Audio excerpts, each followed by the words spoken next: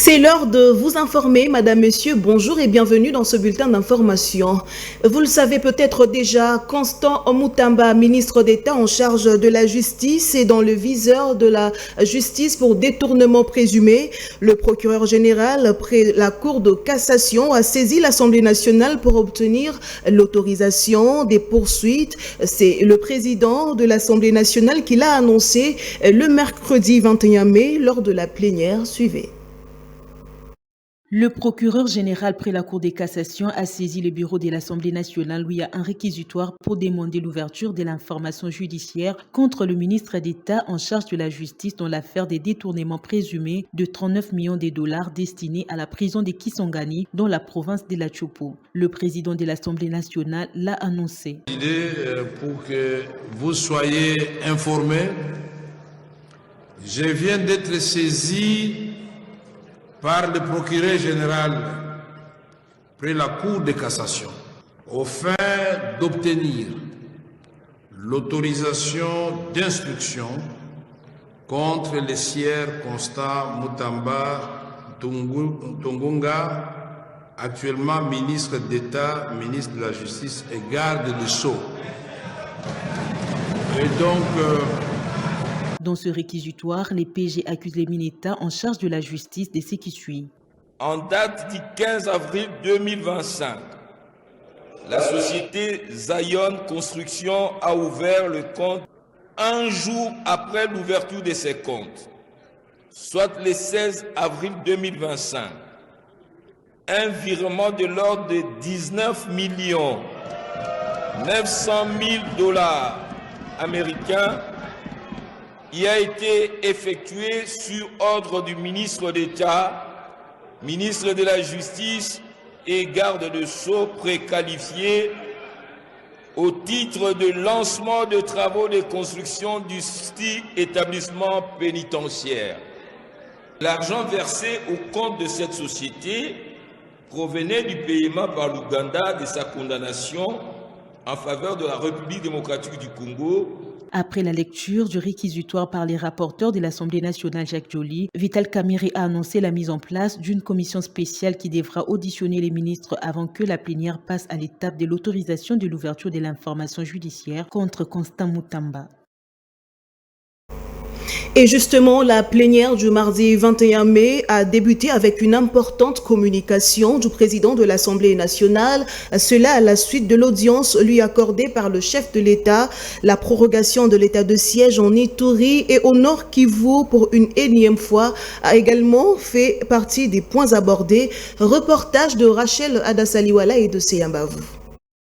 Lors de cette plénière, le président de l'Assemblée nationale a tenu à rassurer les élus du peuple sur les examens minutieux au Parlement des différents accords de paix, de coopération économique en cours des négociations. Ceci après l'audience lui accordée par les chefs de l'État. Aussi, à la suite de l'audience que son Excellence, Monsieur le Président de la République, chef de l'État, m'a voulu bien m'accorder hier pour un tour d'horizon sur des questions importantes qui concernent la nation, le pays.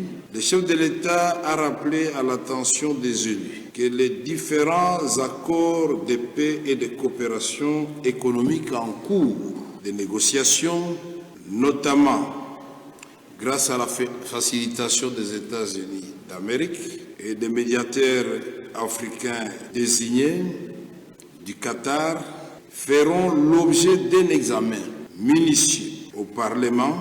Par là, le chef de l'État a voulu rassurer la représentation nationale de l'implication des parlementaires dans ce processus conformément aux dispositions légales et réglementaires avant la conclusion des dits accords. Quant au projet de loi portant autorisation de la prorogation de l'état des sièges sur une partie du territoire de la RDC, il a été voté par la majorité des députés nationaux présents. La crise entre la République démocratique du Congo et le Rwanda a été abordée une nouvelle fois par un des hauts officiels américains. Il s'agit du haut responsable du Bureau des Affaires africaines au département d'État. Il a abordé l'évolution des discussions entre la République démocratique du Congo et le Rwanda au niveau des États-Unis en indiquant que les USA assurent travailler pour harmoniser les différentes démarches et formaliser l'économie de paix. Suivez.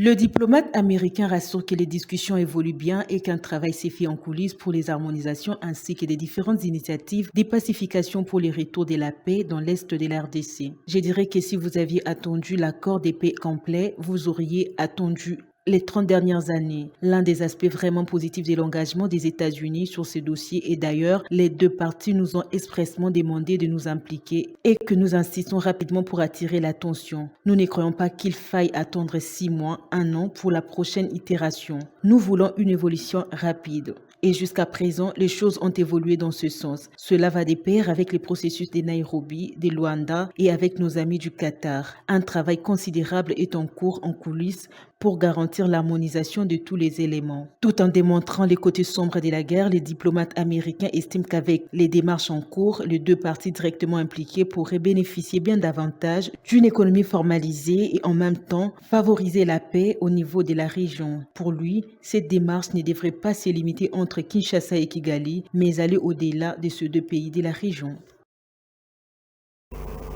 Et puis cette information, les apiculteurs du Sud Kivu alertent sur la menace d'extinction d'abeilles. Ces derniers lancent un énième appel à la protection de ces insectes aux multiples vertus, mais menacés par les activités humaines. Suivez. Les apiculteurs du Sud Kivu ont insisté sur les pratiques néfastes concourent à la disparition des abeilles. Ils ont en outre interpellé la conscience collective des Congolais en général et celle de la population du Sud Kivu en particulier. Ces éleveurs des abeilles attirent l'attention quant à la disparition des produits des abeilles petit à petit sur le marché depuis des années, appelant ainsi d'autres apiculteurs d'éviter toutes les pratiques destructrices. À les en croire, les grands défis, c'est d'essayer de former suffisamment les apiculteurs pour avoir une production de miel de qualité. Il conviendra donc à ces apiculteurs d'avoir du matériel nécessaire, des ruches bien adaptées à l'apiculture moderne qui n'amènent pas à la disparition ou à une mortalité des abeilles. Au Sud Kivu, les ruches des abeilles sont menacées de différentes manières, les unes envahies par les habitants, d'autres victimes des pratiques néfastes. Les apiculteurs s'inquiètent de la disparition totale de ces insectes dans un futur proche. C'est sur cette note que prend fin ce bulletin d'information. Madame, Monsieur, merci beaucoup d'avoir été avec nous. Vous retrouverez à 19h30 à Fermé Vita pour la grande édition du journal. D'ici là, portez-vous bien. Au revoir.